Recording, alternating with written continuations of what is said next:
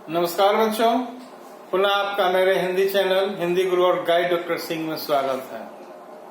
बच्चों, आज इस वीडियो में हमारी चर्चा का मुख्य विषय है हिंदी की उपभाषाएं एवं बोलियां। बिल्कुल आपने सही सुना। आज मैं इस वीडियो के अंतर्गत इस बात की चर्चा करने वाला हूं कि हिंदी की कौन कौन सी उपभाषाएं हैं और कौन कौन सी बोलियां हैं तथा उनका क्षेत्र क्या है। दरअसल किसी भाषा में उपभाषाएं और बोलियां हुआ करती हैं। सबसे पहले यहां जानना जरूरी है इसकी पृष्ठभूमि में कि आखिर बोली क्या है। दरअसल बोली सीमित क्षेत्रों में बोली जाने वाली भाषा होती है जिसका कोई लिखित रूप नहीं होता। महज मौखिक अभिव्यक्ति के रूप में ही बोली का रूप देखने को मिलता है और उसका क्षेत्र भी सीमित होता है।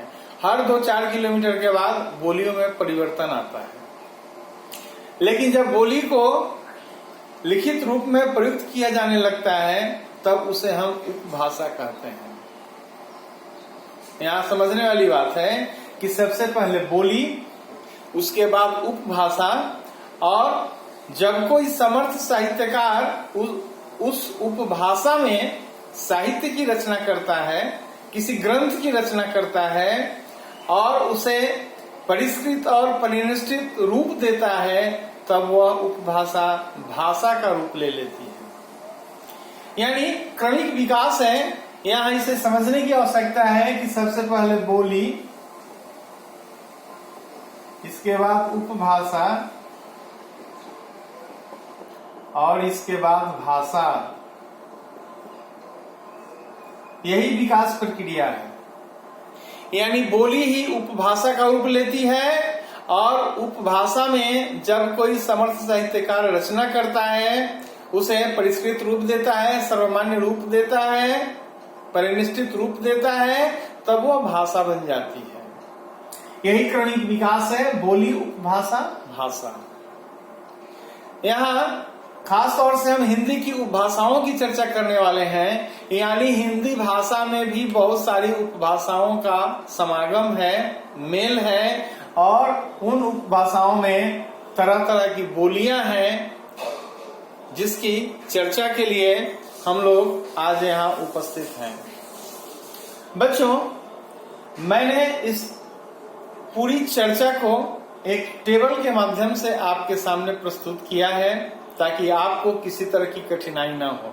बखूबी आप जान लें, समझ लें कि आखिर हिंदी की कितनी उपभाषाएं हैं और उनमें आने वाली कौन कौन सी बोलियां हैं। बिल्कुल भाषा की बात हो रही है और खास तौर से यहाँ हिंदी भाषा के संदर्भ में चर्चा कर रहे हैं। जैसा कि हम बखूबी जानते हैं, विश्व में भाषाओं की संख्या 3000 के आसपास में है, जिसमें हिंदी दूसरे स्थान पर है। जाहिर सी बात है कि हिंदी का प्रचार प्रसार, हिंदी का प्रयोग बृहत्तर रूप में होने लगा है। वह दिन दूर नहीं जब भारत की राष्ट्रभाषा भी हिंदी ही हो जाएगी। हमें प्रयासरत रहने की आवश्यकता है। तो यहाँ मैं बार बार ये चर्चा कर रहा हूं कि बोली ही उपभाषा का रूप लेती है और उपभाषा से भाषा निर्मित होती है।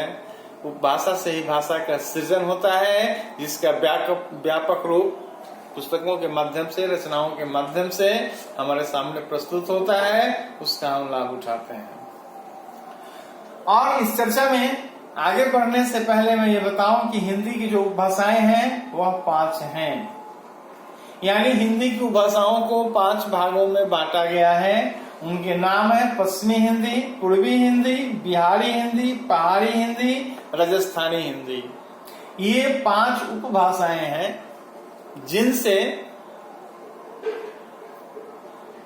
निकलकर, जिनसे आगे बढ़कर, जिनका परिष्कृत और परिनिष्ठित रूप हिंदी के रूप में हमें देखने को मिलता है, हिंदी के रूप में प्रयुक्त हुआ करता है।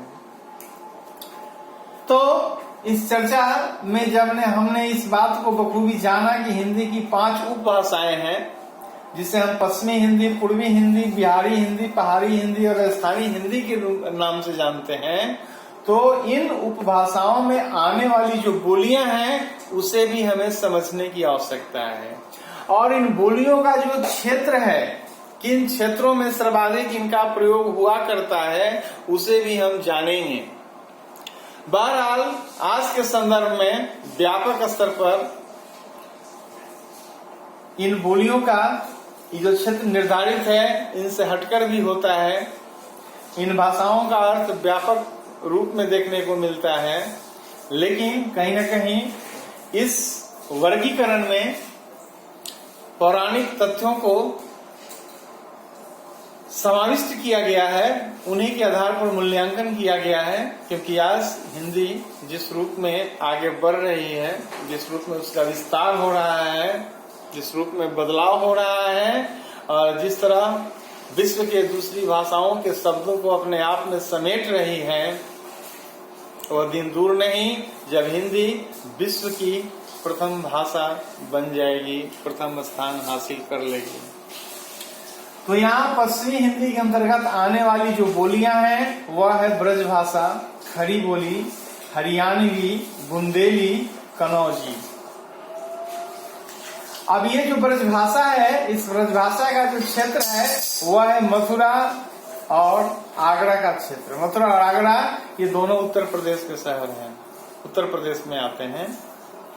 जो दूसरी खड़ी बोली है उसका क्षेत्र है दिल्ली, मेरठ और सहारनपुर, ये भी उत्तर प्रदेश का क्षेत्र है।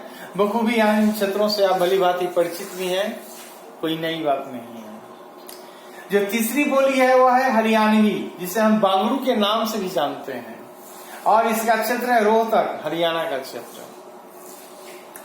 चौथी जो बोली है वह है बुंदेली, इसका क्षेत्र है छतरपुर, मध्य प्रदेश का क्षेत्र। और जो पांचवी बोली है कनौजी, कनौज का क्षेत्र जो उत्तर प्रदेश का क्षेत्र है। तो बखूबी आपने यहाँ पर देखा कि ये जो बोलियां हैं और इनका जो क्षेत्र है क्या है, यानी ये बोलियां इन क्षेत्रों में व्यापक रूप में प्रयुक्त हुआ करती हैं। जो दूसरी उपभाषा है वह है पूर्वी हिंदी।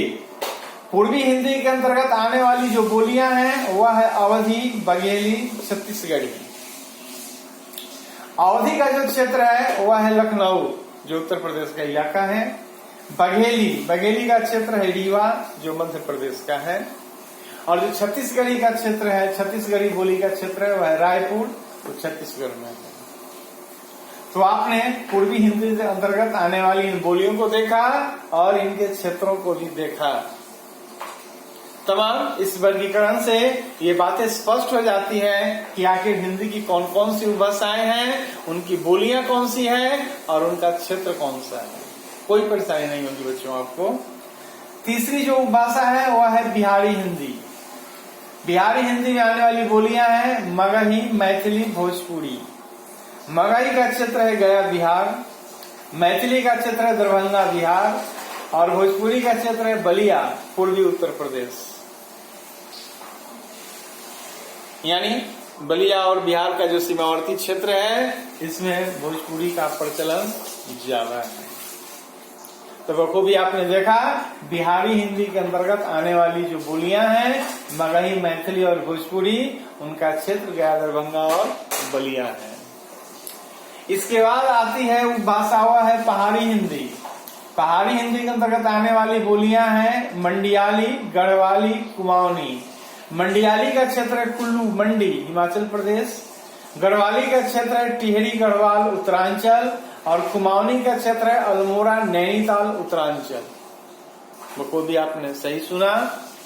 पहाड़ी हिंदी के अंतर्गत आने वाली 3 बोलियां हैं मंडियाली, गढ़वाली और कुमाऊनी, जिनका क्षेत्र है कुल्लू मंडी, टिहरी गढ़वाल, अल्मोड़ा, नैनीताल।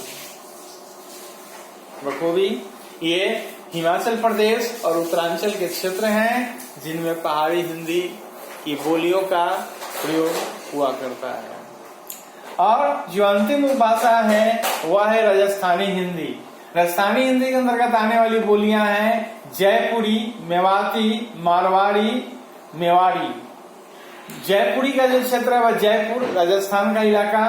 मेवाती का क्षेत्र है, मेवात क्षेत्र राजस्थान हरियाणा का जो सीमावर्ती इलाका है।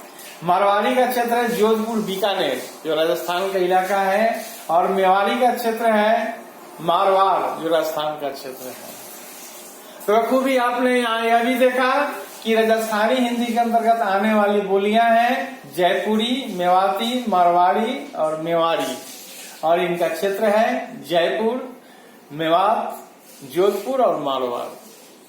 तो यहाँ इस चर्चा के क्रम में हमने जाना कि हिंदी की कौन कौन सी उपभाषाएं हैं, उनकी कौन कौन सी बोलियां हैं और उनका क्षेत्र क्या है। अब यदि आपसे कोई पूछे तो कोई भी आप बता सकते हैं। इसका लाभ अपने दोस्तों को पहुंचा सकते हैं। उम्मीद करता हूं ये वीडियो आपको पसंद आया होगा। लाइक तो